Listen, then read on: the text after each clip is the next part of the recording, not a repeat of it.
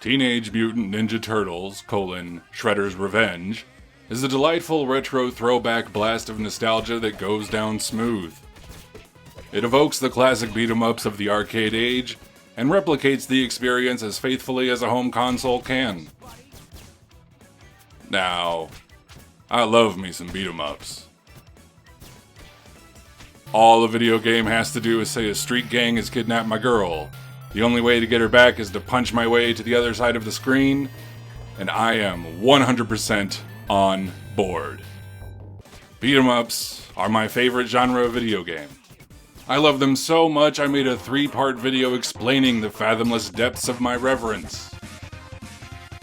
One of the best games featured in those videos is the 1991 arcade classic Teenage Mutant Ninja Turtles, Turtles in Time, which sent the titular Turtles to fight the Foot Clan throughout history, from prehistoric Dino Land to the Wild West, and even beyond the present to the distant future.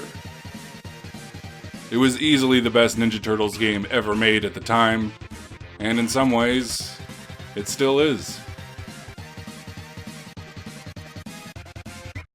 Shredder's Revenge is very much like a long-lost sequel to Turtles in Time, for better and for worse.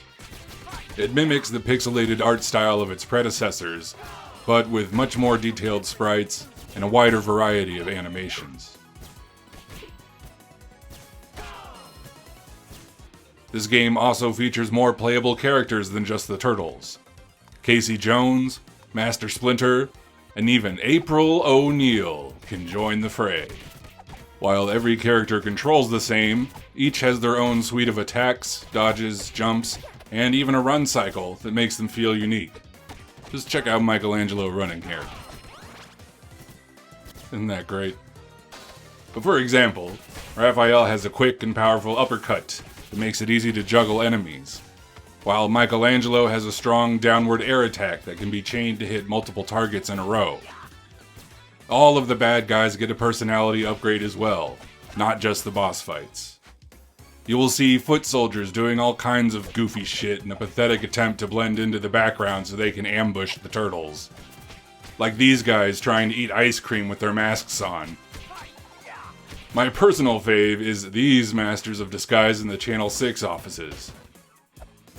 They're all pretending to type, but that guy doesn't even have a computer on his desk. Speaking of, the level designs of Shredder's Revenge are delightful and packed with Easter eggs.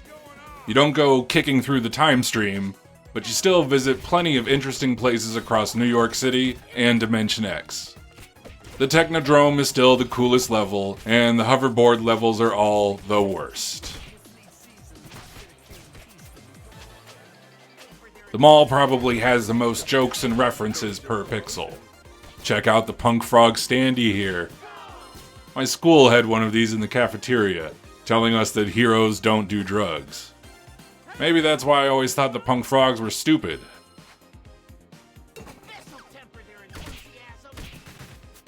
Shredder's Revenge handles much like its inspirations, but has added an extra layer of mechanical depth to the classic formula. The biggest improvement is the dash button, which allows your character to dodge attacks and continue your combo unbroken.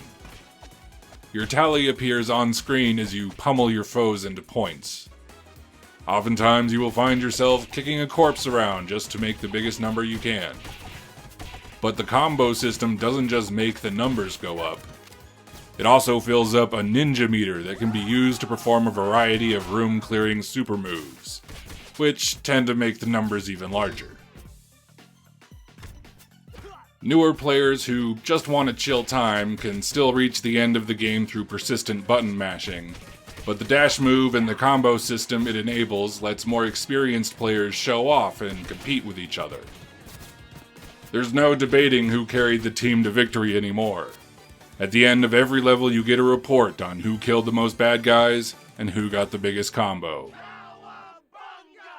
In any event, you'll be kicking butt to a really kickin' soundtrack. The music perfectly emulates the catchy electro-rock vibe of the 90s arcade, with the notable exception of one song from the Wu-Tang Clan in which Ghostface Killa plays Shredder, rapping about murdering the Ninja Turtles. It is one of the most awesome moments in the game, and definitely the best boss battle intro. Every boss gets its own title card now, which is cool. There are some obscure choices in there too, like Captain Zorax and Tempestra. Tempestra! Are you serious? Does anybody besides me remember Tempestra? A 2-episode villain that was never seen again and doesn't even have a toy? Well, now you will. Man. The developers of this game love Ninja Turtles at least as much as I do. This is a Tempestra. Unfortunately, that brings us to one of the biggest problems with Shredder's Revenge. The boss fights.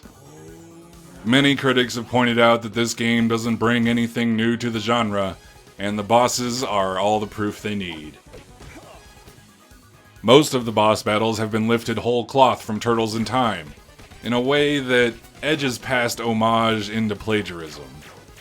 Shredder's Revenge doesn't just reuse some of the same characters, it copies their attack patterns as well.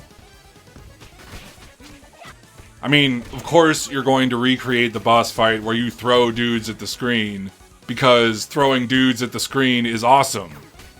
But the Bebop and Rocksteady fights feel exactly the same as they did back in the first arcade game. And they are like half of the boss fights in this game. The only changes made are to the Rat King, for the better, and Krang, for the worse. Towards the end of the game, a few too many of these bosses are completely invincible except during a narrow window of vulnerability. The final showdown with Super Shredder is more of a jumping puzzle than a fight, and that's a lousy way to cap off one of the best beat-em-ups ever made. Yeah, I said it. Despite its flaws, Shredder's Revenge is still one of the best beat-em-ups ever made. It may just be an update to Turtles in Time, with some new bells and whistles and a fresh coat of paint, but if you were going to remake any Ninja Turtles game, that's the one to choose. I can tell you this much. If you were a kid in the 90s, this game will make you feel exactly the way you think it will. If that sounds appealing to you, call up 5 friends, order some pizza, and spend an evening beating up ninjas and mutants. You will have an absolute blast. I know I did.